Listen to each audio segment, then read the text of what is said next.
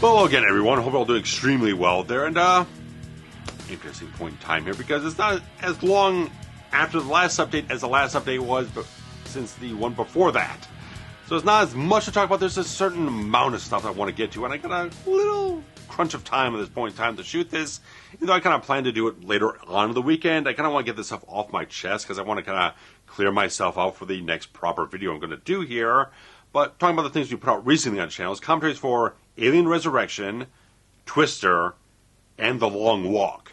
And I put out the Predator home video retrospective with the retro video series, so I'll perform pretty alright in that regard. Hopefully you guys all check them out. If not, go out and check them out after you spend time with me here. But the next proper video I'm planning to do is the 2009 Star Trek reboot from J.J. Abrams. I was saying I tried to do it a couple of months ago, but didn't. It's kind of a false start.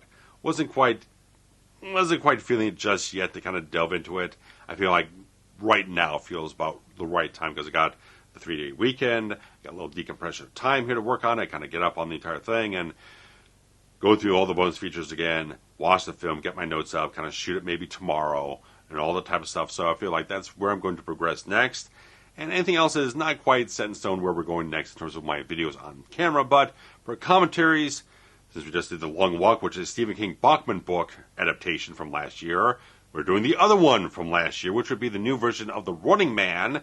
Then after that, we're going back to Bond for The World Is Not Enough. And like I said on the previous update, we're doing From Dusk Till Dawn and Sinners, which will be recording From Dusk Till Dawn off the new 4K edition off of streaming. We got the digital code for the entire thing because Steve picked up the Blu-ray and they redeemed it as a 4K version up on Apple TV and stuff like that. And that's the one that actually has subtitles for the entire thing. So that's the way we're going to have to do it in order to properly do it the way we want to, because all the other versions either don't have subtitles, or I think the DVDs have Spanish subtitles. So waiting a bit breath to get the actual physical release of the entire remaster here, but at least we'll have a version that does have subtitles for us to follow along properly with the film as we go along with it. And then after that, we'll be doing Sinners. And then in August, we do the John Carpenter double feature of Escape from L.A. and Ghosts of Mars. Then for September, October, we will be delving. Part of the stuff we're going to delve into is capping off where the Texas Chainsaw Massacre franchise has been since we left it off with the 3D version from like 2013 or whatnot. So there's a prequel called Leatherface, and then there's the Netflix version that came out after that about 4 years ago.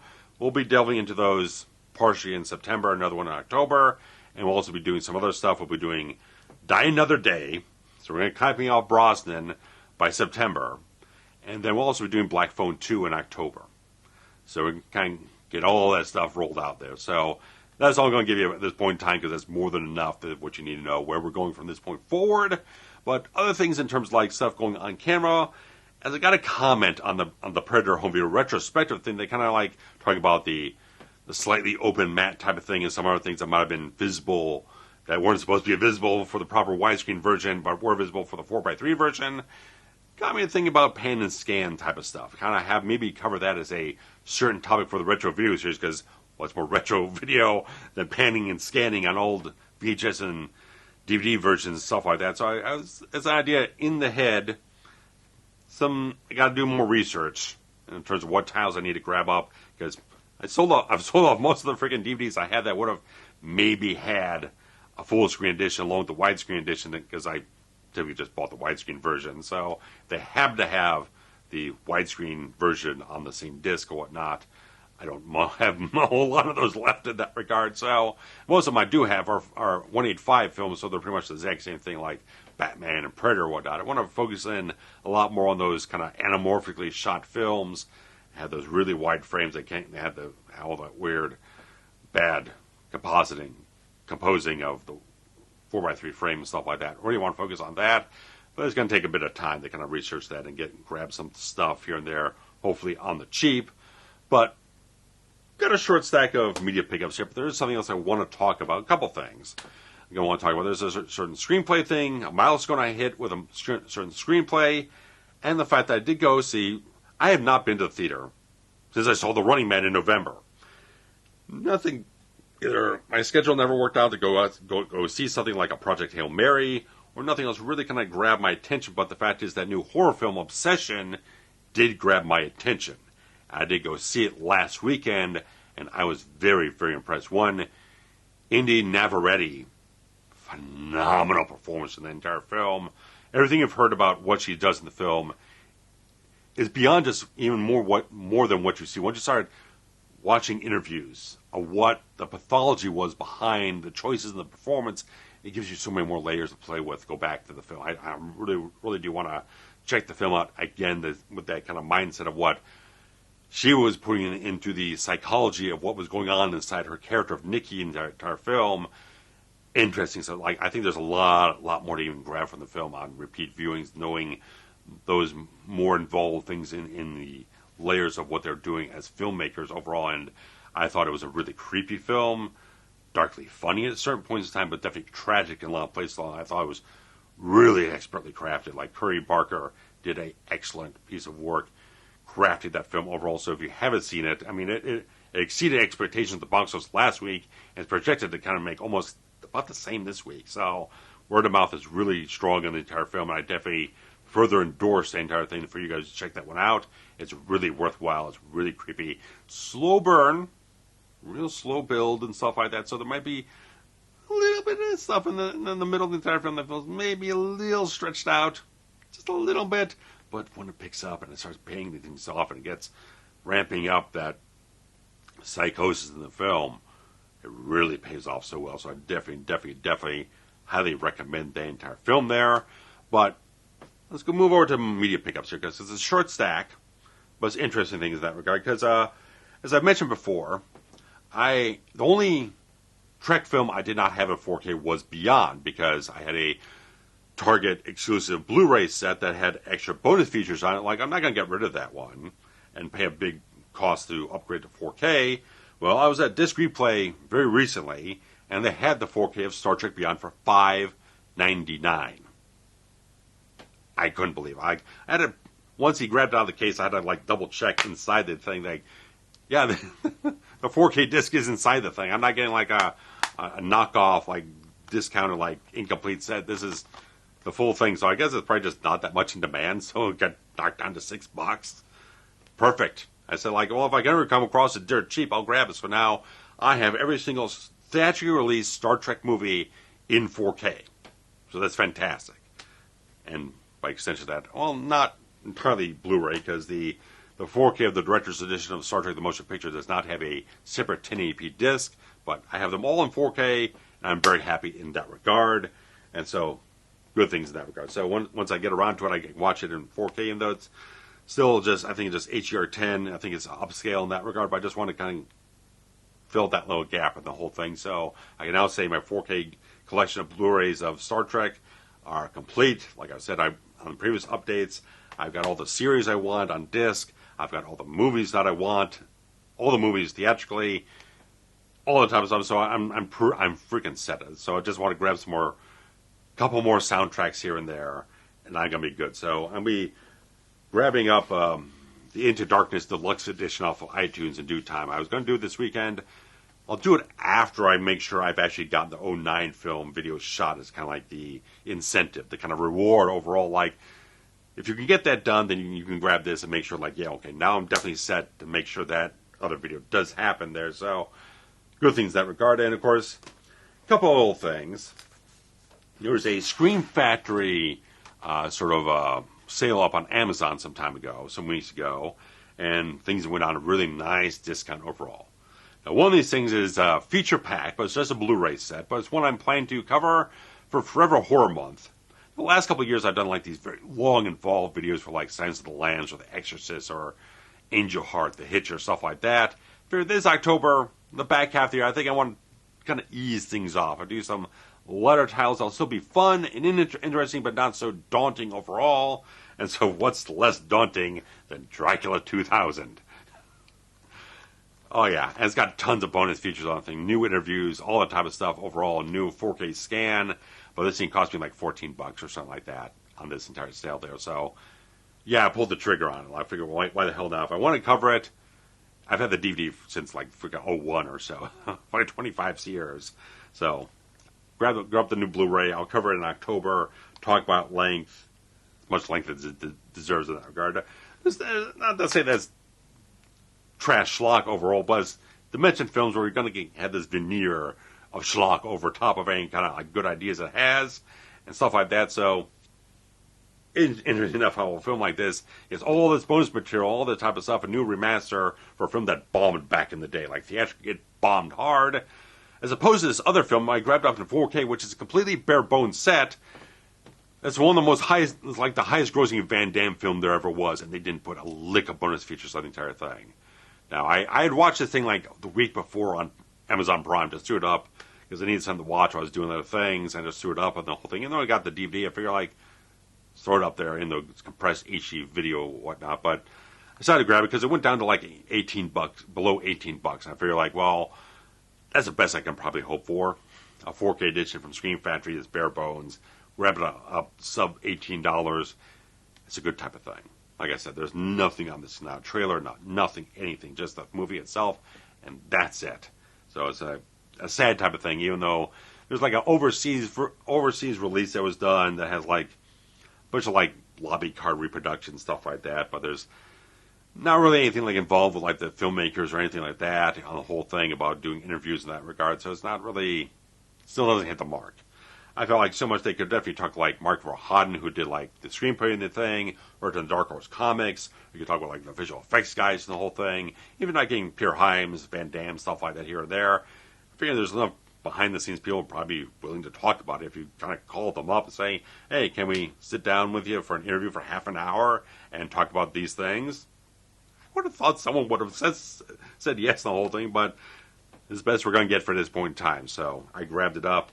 I haven't watched it, like I said, because I just had watched it just a couple of days, less than a week before I grabbed it up in that regard. But something else I grabbed, which I actually did buy before the previous update, but I forgot to put in the stack of media pickups, was Soderbergh's Black Bag on 4K. And I was like thinking about it because I was watching a lot of videos that are kind of like retrospective stuff on 2025, and this film definitely came up a number of times, and it gets kind of like satiating the appetite to kind of like, okay, yeah, I think I want to grab this thing. And I went down on a discount, and then there was a coupon on top of it. I feel like it happened before, and they kind of went back up, then went back down. I figured, okay, now I'll grab it. I'll grab it for certain this time. Because I thought it was a really expertly crafted piece of work, just like really meticulous detail in how Soderbergh put the entire thing together. I think the screenplay is from David Koepp, who does some really good stuff overall in a lot of different cases, but I thought it was a really good piece of work. I mean, you got Fassbender, Kate Blanchett, Naomi Harris, Pierce Brosnan, a lot of good talent in the whole thing. I think it's just the craft, the visual style, all that type of stuff, the plotting of the whole thing, just the real attention to detail of just little brush strokes on the entire idea here. Just like it's a really, really solid piece of work, I feel. I think it's well worth checking out if you haven't. But I saw it in theaters last year, and I did a little like YouTube short review on the whole thing.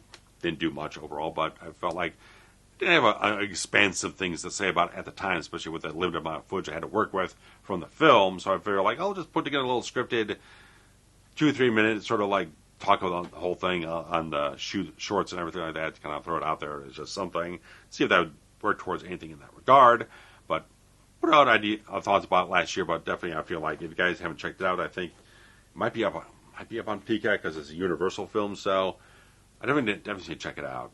I think it's really, really interesting. I felt like a throwback to like a 90s kind of mid-budget thriller in that regard, kind of this mature thriller back in the day you don't get as much anymore, but I thought it was a really, really smartly put together type of thing overall. But the other big thing to talk about is the fact this screenplay milestone I hit, because this is ages, this is like forever and ever.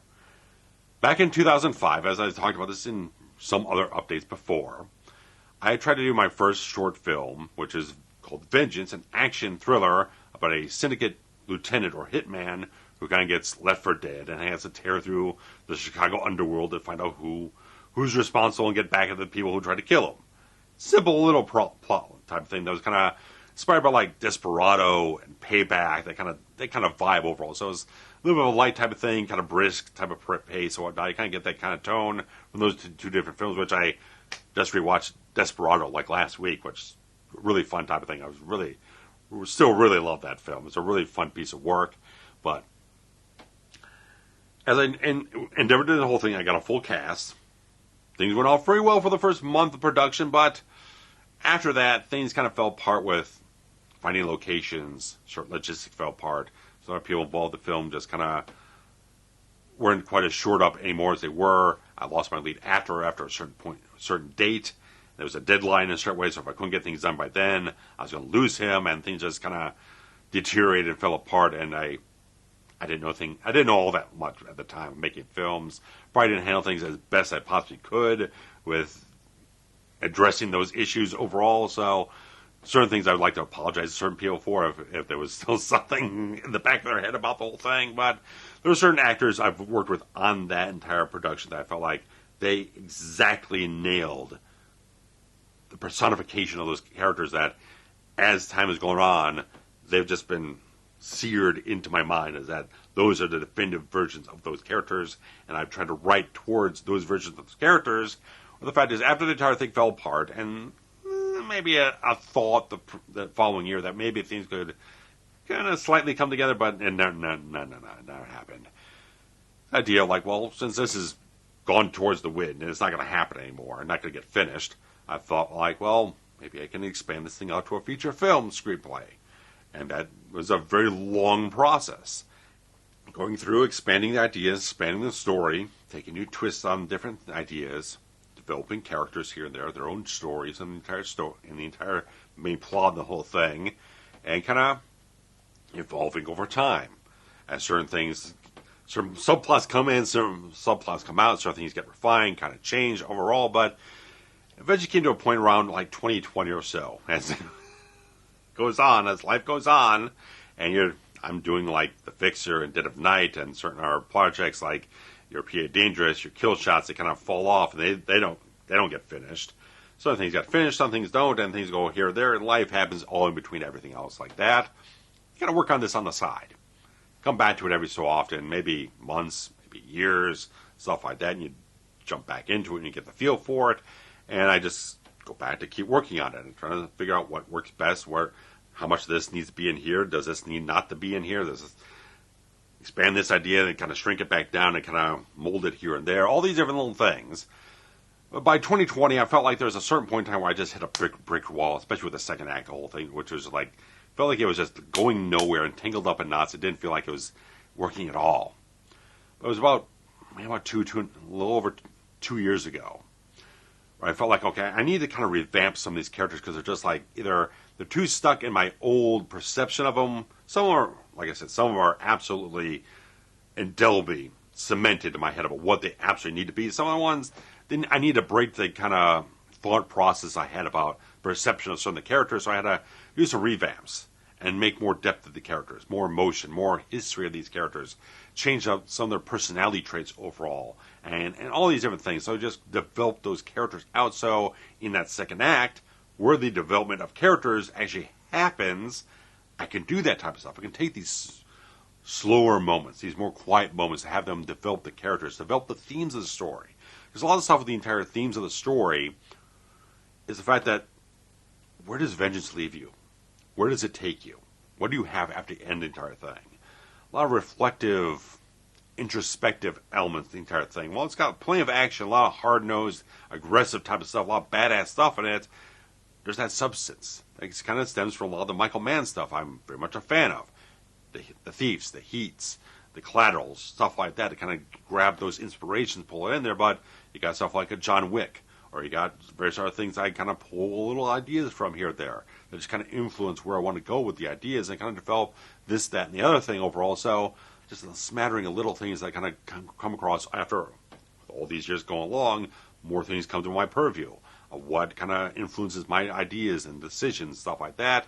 And so in these last 2 or so years, I've kind of taken that entire approach of kind of expanding these characters out, giving them a little more meat to them overall, to kind of give them something more to work with, so you can have the story kind of develop as it goes along through the entire second act, where you can't just have plot turn after plot turn. You have to have the characters develop into something more and kind of have those themes become more of something else. Kind of expand those ideas, how they kind of grapple with all these little things, the nature of certain characters here, where some are like absolutely clear what they want. They're very much aggressive type of villains overall that are grabbing and grasping for what they want and scheming for what they want.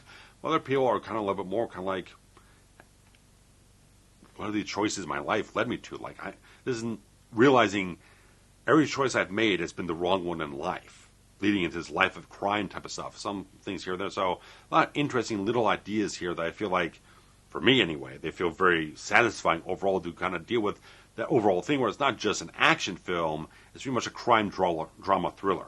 It has those elements of like a Heat or stuff like that. We have a lot more of those qualities of exploring the characters and what their lives are and how it affects everyone else around them and stuff like that. So what makes those characters tick and all these different things. So it's very much an interesting idea overall to kind of delve into those ideas. And the fact of the matter is, the fact I'm getting wrapped up in all this other stuff, that after this time, developing all that type of stuff these last couple of years, I decided, well, I need to go through every single page. Page one, all the way through, read the entire thing, every line, every little piece of thing, proofread it for one thing, but also tweak and revise little things here and there. And also, I can get a little more, when I'm writing kind of like the stage direction, stuff like that, I can be a little kind of descriptive. A lot of people in the script will kind of type things up and kind of set the mood for it. Not just saying, this guy walks in the room, he walks over here, does this and that. Way, they kind of give the cinematic sensibility about the mood of the entire thing, the vibe that you're going for, how the complexion of the room is, and stuff like that. So I can get a little bit more over descriptive in certain places. So I felt like there's a lot of points where I just had to chop things down and keep it to the point, while still retaining the spirit of what I was pointing there. So I pull things back and I shape things a little bit more, can get more succinct and focused, stuff like that. So that chopped a couple pages off the entire thing. Not a whole lot, but enough to kind of like every time I added something, eventually I could chop other things down to keep the page count about where I was before. So it was a nice type of thing. And the fact of the matter is, even though I'm saying that, it's 151 pages. So it is much more like I'm just, my Blu-ray of Heat is right in the corner of my eye here. So that's why I keep pointing over here. And my Laserdisc is down there. So, it's just the point of, that's kind of the feeling I've had for the last several years, that this was kind of I'm not saying it's on the level of that type of film, but that's the type of film that it kind of is an allegory towards, that kind of idea, that kind of feeling, that kind of vibe. So it's not so much just action. It's a lot more drama for the characters and stuff like that, and developments and subplots for different people here and there. So it's a lot of stuff. And I felt like, as I went through the entire thing, one page at a time, last several weeks or whatever the hell it was, I finally reached the point this past Tuesday where I got to the end. And for now, it's finished. 21 years. It's finished. Finished for now. Like, I might go back to this thing a year or two or something else like that and feel like I could do something better here. I could rework this thing. This could be a little bit stronger here. So as you're going to go along, as you kind of learn things, you're going to absorb different ideas and so on and so forth, you can like, well, that could be a little bit better here. I could kind of fashion that a little bit better here. I could kind of do this here or there, whatnot, all that type of stuff. But as this point in time, the Screenplay for Vengeance, which I started in May 1st, 2005, which I looked up the actual creation date on the original screenplay file for Final Draft, it said May 1st, 2005. Just over 21 years later, like 21 years and 3 weeks, I'm at the end, and it's a peaceful feeling. There's like, I can lay back and like, I'm just not constantly thinking about this thing.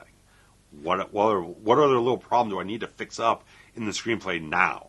What little things I have to kind of figure out how that works out here, what I have to try to put in here to kind of make this thing work, and does that thing really need to be there, and how do I rewrite this dialogue to fit this entire idea and that theme and stuff like that. So the last major hurdle I had was when I was sitting down the last day of my vacation week, which something that did not go terribly well to plan, because everyone's fine now, but there was a little bit of a family health issue that came up at the beginning of my entire 9 days off that kind of put a damper on certain things, certainly.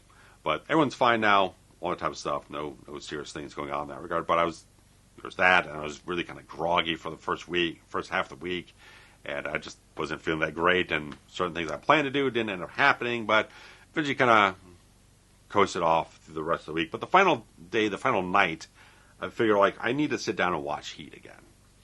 And I had this weird freaking setup here because it's like I got to work on the script. I need heat. I need that flowing in me. So I went through like, do I want to watch the Laserdisc? Do I want to watch the DVD? Which Blu-ray do I want? Which version of the thing I want to watch? Because there's so many versions that I covered a couple of years ago in that altered color grading video on the version of Heat that's been put out over the years. Eventually, I decided I need to. Because I had been sitting at this desk for like a freaking week. I needed to get away from the desk. So I took my little USB-C to HDMI cable, plugged it into the iMac, switched over the input on my 4K TV over here, and just sat in bed with the screenplay up on the TV. I set up Heat on my iPhone, and I plugged the iPhone into the receiver to get the surround sound going. It all worked. I got this final major scene that I needed to kind of break and crunch down and deconstruct and rework, and it freaking got done that night by the time the film was over. So it worked. The setup worked for me. I'll end up watching Heat again, as always, in a much more proper fashion, but that was kind of the way I needed to go at it. And that type of setting with that kind of setup and kind of go off it, and it worked very, very well. I got it worked out, and I went through the last several page things out of the screenplay by Tuesday afternoon, and just got to the end and all that type of stuff. So amazing type of stuff. So that's a really good thing. And yeah, I sat down and watched like Point Break right before I ended that thing, because there's just a little bit of inspiration from the ending of Point Break in Vengeance. It's not a direct allegory or whatnot, but there's a certain vibe for that ending that's kind of mirrored in Vengeance in that regard. But it's just a great feeling. Really good type of things. And I'm hoping to kind of maybe transition over to maybe writing a new horror short film. So it's like way more scaled down than stuff I was even trying to do the last couple of years. Like I want to have like maybe like a single character horror film idea to kind of work on. I'm kind of getting there. But I got to get this Star Trek thing going, so I kind of balance things out. Maybe I'll write up a few ideas, sketch out a little idea here, just kind of have the idea sitting off to the side in that regard. But I ended up watching John Carpenter's The Thing again, because it was a real hot day. I needed a nice cold film to cool off with. And then I rewatched Lee Whannell's The Invisible Man from 2020 the next day and whatnot. And like that really gave me the vibe I was kind of looking for overall, for that type of idea to kind of go forward with and everything like that. But guys, that's about all I have. I mean, it's a shorter update than usual, but that's really what I had to get off my chest, was about the entire screenplay milestone I hit in that regard. And of course, I've been going through a couple comic books. I kind of cracked open another one of my Nightwing trade paperbacks that have been sitting on the shelf for a little over about a year and a half now. But I got mostly through it last weekend, so I'll talk more about it when I get it. But the fact is, Tom Taylor's work on Nightwing is just absolutely brilliant. Oh my God, him and Bruno Redondo absolutely get the vibe of Dick Grayson 1,000% right. This is exactly why I love this character. Their work, the vibe of the artwork, the writing quality of Tom Taylor, just like it's so contrite, so beautifully overall.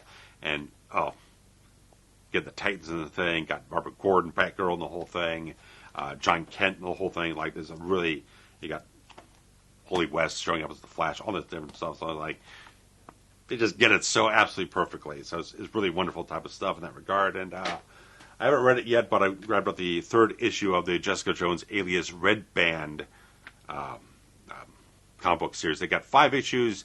Last one comes out in July, so probably late July, whenever I do an update around that point in time, I'll give you an overview of the whole thing, but I haven't even read issue 3 yet, because I got it up Wednesday before work, and I haven't had time to even crack it open, so there's that. But overall, things are pretty alright now.